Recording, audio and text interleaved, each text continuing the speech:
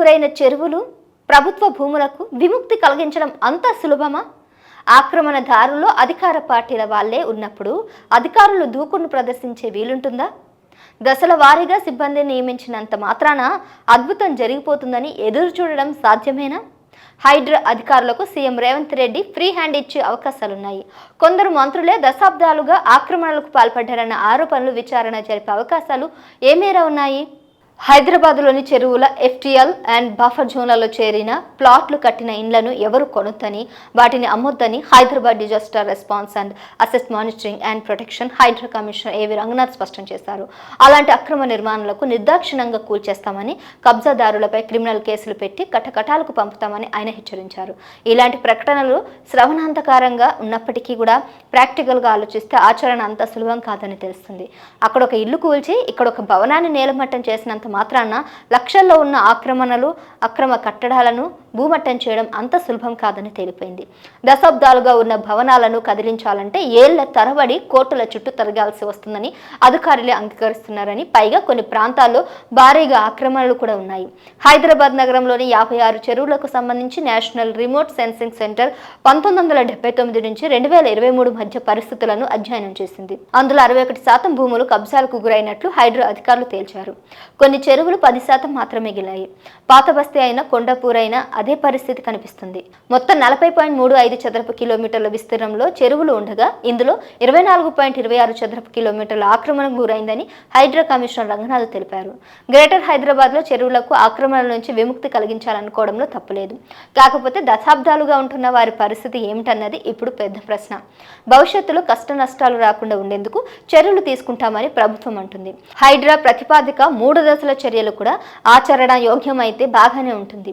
Phase 1లో భాగంగా ఇకపై ఎలాంటి ఆక్రమణలు జరగకుండా చూస్తారు. కబ్జాదారుల విషయంలో కఠినంగా వ్యవహరిస్తారు. రెండో ఫేజ్లో బఫర్ జోన్లు, ఎఫ్టీఎల్ పరిధిలో ఇప్పటికే కట్టిన ఇల్లు, ఇతర నిర్మాణాలకు అనుమతులు రద్దు చేసి కూల్చేస్తారు. ఫేజ్ 3లో చెరువులకు పూడికలు తీసి పూర్వ వైభవం తెస్తారు. దీనివల్ల జనవరులను కాపాడినట్లవుతుంది. హైడ్రాకు ఆదిలోనే పెద్ద సవాల్ ఎదురైంది. కమిషనర్ రంగనాథ్ అంతు చూస్తానని ఖైరతాబాద్ ఎమ్మెల్యే దానం నాగేందర్ హెచ్చరించారు.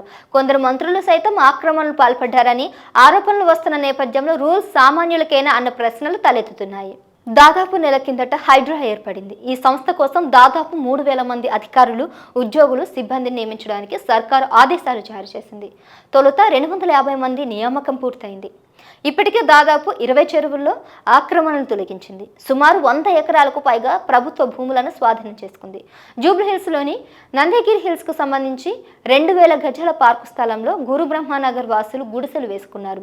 వీటిని హైడ్రా తొలగించి ప్రహారీ నిర్మించింది. దీంతో ఎమ్మెల్యే దానం నాగేందర్తో పాటు మరికొందరు ప్రహారీని కూల్చడంతో అధికారులు పోలీసులకు ఫిర్యాదు చేయగా కేసు నమోదైంది. దీనిపై దానం నాగేందర్ కమిషనర్ రంగనాథ్పై విరుచుకుపడ్డారు. సీఎంకు ఫిర్యాదు చేస్తానని చెప్పారు. అధికారులు టెంపర్ అని, తాను పర్మనెంట్ అంటూ ఏవేవో మాట్లాడేశారు. హైడ్రా పనుల్లో రాజకీయ నాయకుల నిర్హేతుక జోక్యానికి ఇదొక ఉదాహరణ అని చెప్పొచ్చు.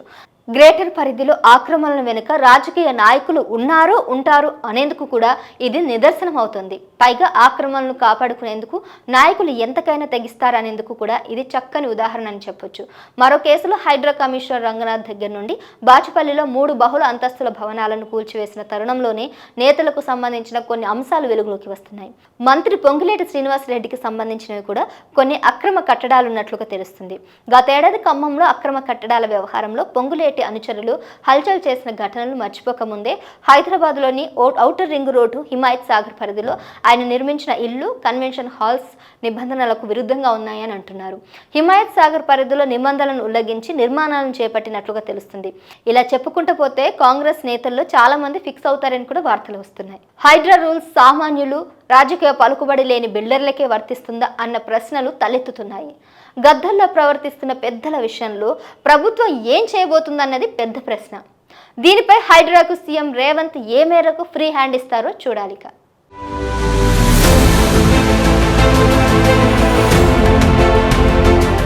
Please subscribe to KTV Telugu. KTV Telugu. KTV Telugu. KTV Telugu. KTV Telugu. KTV Telugu channel.